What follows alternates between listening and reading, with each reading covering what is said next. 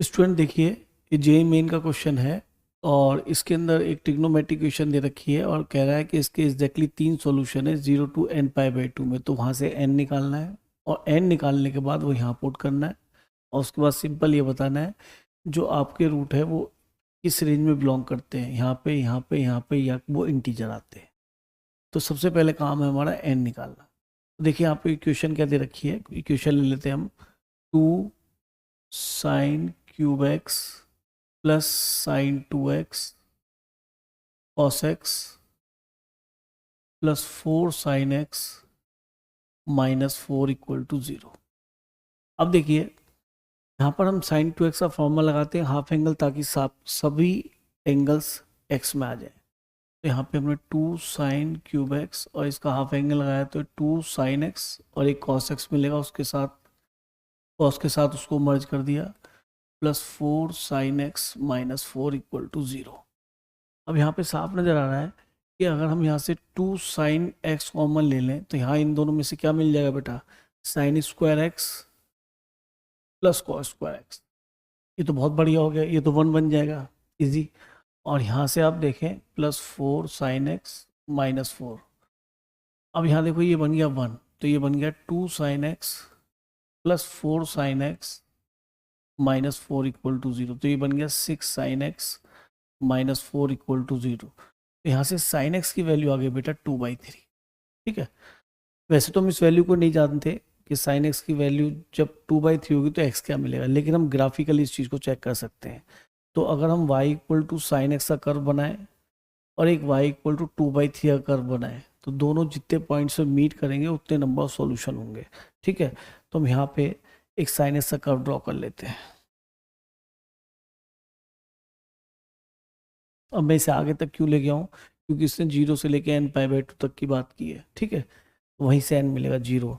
यहाँ पे होता है बेटा 1 पाई बाई 2, यहाँ पे 2 पाई बाई 2, यहाँ पर 3 पाई बाई 2, यहाँ पर 4 पाई बाई 2, यहाँ पर 5 पाई बाई 2, यहाँ पर 6 पाई बाई 2। मुझे 3 सॉल्यूशन देखने। y इक्वल टू 2/3, यहाँ पे एक लाइन होगी जो कि पैरेलल टू x एक्सिस आएगी। तो हम देख लेते हैं इसने कितनी बार इसको कट कर दिया, 1 2 और 3। इसके आगे भी कट कर रहा है, लेकिन मुझे तो 3 सॉल्यूशन चाहिए, तो वो भी n पाई बाई 2 की फॉर्म में। तो n पाई बाई 2 तक जाना है, तो n पाई बाई 2 में यहाँ n क्या नज़र आ गया आपको, यहाँ तक आपको 3 सॉल्यूशन मिल गए ना, n पाई बाई 2 की फॉर्म में नज़र आ रहा है क्या किया मैंने। तो आप देखिए 1 2 3 सॉल्यूशन मिल गए, तो यहाँ से क्लियर हो गया कि n की वैल्यू 5 ही होनी चाहिए। तो आधा काम हमारा हो चुका है। अब कुछ नहीं, बस n की वैल्यू यहाँ रख दीजिए बेटा 5, तो एक्स स्क्वायर प्लस 5x और 5 यहाँ रखेंगे तो 2 मिल जाएगा। ठीक है, अब रूट्स की बात कर लेते हैं कि रूट्स किस रेंज में आने वाले हैं या इंटीजर्स आएंगे। तो हमने सबसे पहले यहाँ पे क्या किया, ये देख लेते हैं कि रूट्स रियल है या नहीं। तो बी स्क्वायर माइनस 4ac, तो डिस्क्रीमेंट तो पॉजिटिव है, यानी रूट्स तो रियल ही है, यानी सारे के सारे सॉल्यूशंस हैं हमारे वो। ठीक है, तो यहाँ से हमने या तो रूट्स निकाल लीजिए, या मेरे हिसाब से सम ऑफ रूट निकालेंगे तो कितना मिलेगा बेटा -5, और प्रोडक्ट ऑफ रूट निकालेंगे कितना मिलेगा 2।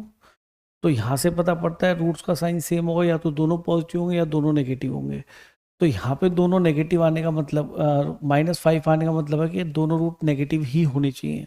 तो दोनों रूट नेगेटिव होंगे, यानी alpha and beta both are negative. ठीक है, तो नेगेटिव रूट्स तो हमें कहाँ मिलेंगे, माइनस इन्वर्टेड 0 के बीच में, तो ऑप्शन डी हो जाना चाहिए। ठीक है, अगर आप कहते हैं नहीं हम तो रूट्स निकाल के देखेंगे, तो निकाल के भी देख लीजिए, -b plus minus b square minus 4ac, यहाँ से लिख रहे हैं बेटा सीधा चार फॉर्मूला अपॉन 2a। a कितना है हमारा 1, तो -5 प्लस माइनस रूट कितना बन जाएगा 8, तो 17 मिल जाएगा बेटा हमें। ठीक है, तो आप देखिए 4 से बड़ा होगा, तो 4 से बड़ा होगा तो 4 पॉइंट समथिंग होगा।